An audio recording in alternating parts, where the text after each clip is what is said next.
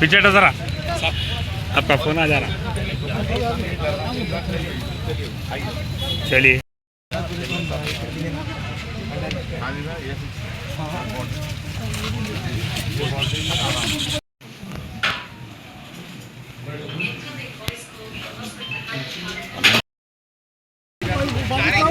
ये जगह पे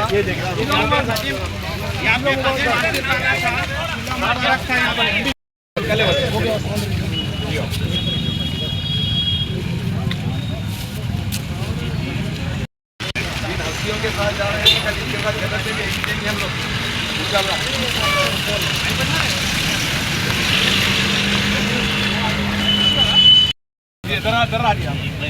जी सर बोलिए।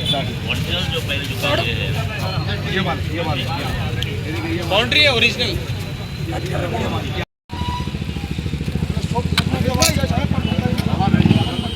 देखिए वायर है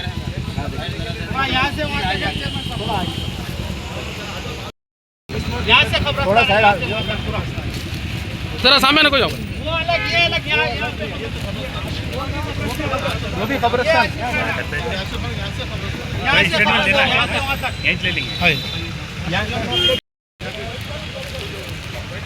झाड़ के नीचे था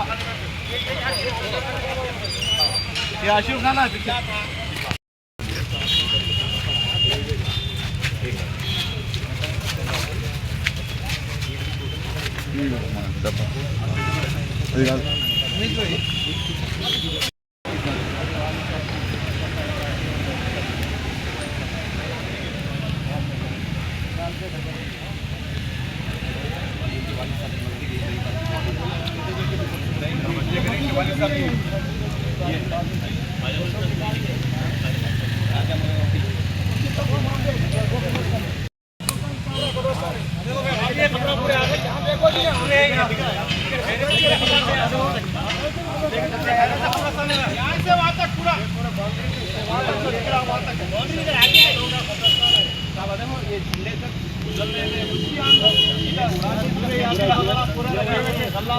अरे जरा हटो बोलो।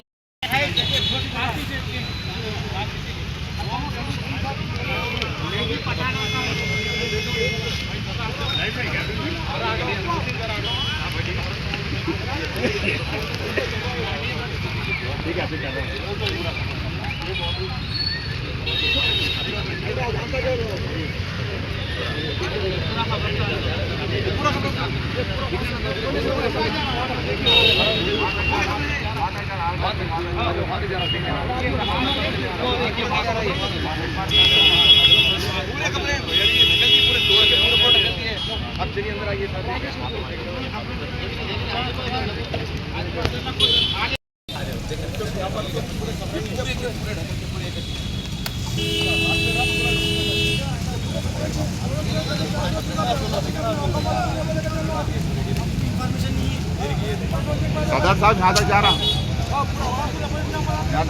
झाड़ था बड़ा झाड़ लपटते उधर बड़ा झाड़ था बढ़ता यहाँ पे झाड़ कुछ काट के डालते डंडा बंद करके काम करे सर पूरे डंडा वगैरह बंद करके काम करे। हाँ 300 नहीं जरा हटा लियो। वो वक्फ बोर्ड चेयरमैन साहब को सीएम साहब के हिदायत पर ये सो हम लोग यहाँ पर पहुँचे हैं। सीएम साहब का ये घर है। सीएम साहब को ये वतन से, ये गांव से, यहाँ के लोगों से बहुत लगाव है। मैं समझता हूँ बहुत से लोग यहाँ के मैं और वो लोग उसको बचपन जानते हैं उनको।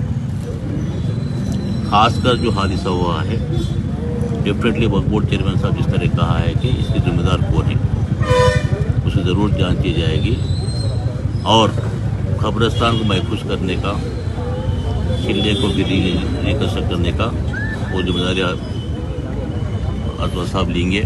वक्फ बोर्ड चेयरमैन के हिस्से से सीएम साहब से बात करके मैं खुला बोलता हूँ कि यहाँ के मुकामी लोगों को उनके मर्जी के खिलाफ कोई काम नहीं करेंगे। इंशाअल्लाह बहुत बहुत शुक्रिया साहब। उनको मनवा के उनकी मर्जी से किस तरह इसको किया जाए उस हिसाब से करेंगे इंशाअल्लाह। अपने एक शरीयत भी है, शरीयत क्या बोलती है हमें, हकीकत क्या है, सरकार जैसो ज़रूरत के लिए जो रोड बना रहे उसकी क्या मसले हैं, ये सब जैसो 300 में सोच समझ कर जैसो शरीयत के हिसाब से अपन आगे बढ़ेंगे।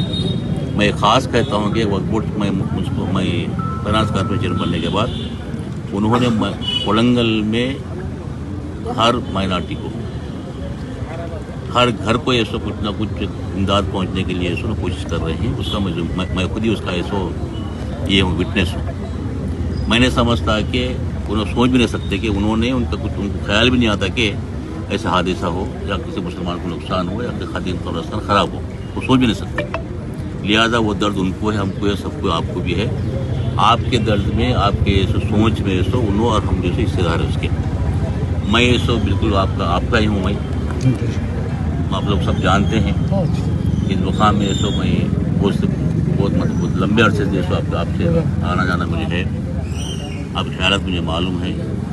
आज जो ये इंसिडेंट हुआ है वक्फ बोर्ड चेयरमैन साहब की जिम्मेदारी है कि उन्होंने ये सब खदीम कब्रिस्तानों को, खदीम दरगाहों को उसको ये सब हिफाजत करना उनके ये करने का उनकी जिम्मेदारी है। उन्होंने पूरे ये सो इरादे से यहाँ पर पहुँचे हैं और CM साहब के साथ जैसो बातचीत करेंगे, बातचीत करके जैसा यहाँ के मुकामी लोग चाहते हैं, क्या जामे मस्जिद कमेटी हो या कब्रिस्तान कमेटी हो और यूथ हो, कोई भी हो, सबको ये इकट्ठा कर उनका जो ख्याल रहेंगे उसी तरह आगे बढ़ने के लिए हम लोग कोशिश करेंगे। सेकंड में एक बात कहता हूँ कि एक कोलंगाल मुकाम ऐसा जैसे मुकाम है कम्बाइंड पुराने मेमना डिस्ट्रिक्ट में, ये बड़ी तारीख है। यहाँ पर हमारे बुजुर्गों ने यहाँ पर क़यादत करके इसको नुमाइंदगी कर यहाँ पर म्यूनसिपल चेयरमैन बने हैं, बड़े बड़े ओहदे यहाँ से हासिल करे हैं, यहाँ लीडरशिप पूरी है। यहाँ कभी जैसो आज तक क्रिमिनल का जैसो बात ही नहीं की। जब से मैं देखता हूँ, जब मैं होश आई है, जब सियासत में हूँ, ऐसा जहन किसी का यहाँ पर नहीं है। कुछ लोग हो सकता है कुछ पैदा करने की कोशिश करते होंगे। मैं नौजवानों से अपील करता हूँ कि किसी के बहकावे मत आइए, जल्दबाजी में किसी के बारे में नारेबाजी मत कीजिए। हम लोग जिम्मेदार हैं, हम लोग सरकार की हिस्सा है। सरकार की आज कायद जो है हमारे जो चीफ मिनिस्टर है वो हमारे हैं, इस मुकाम के हैं, उनकी जिम्मेदारी है, हमारी जिम्मेदारी है। ज़रूर जैसो आप लोगों को इंसाफ मिलेगा। मतलब आपको ये मसला की जमात का किसी का नहीं है, ये बात कौम की है।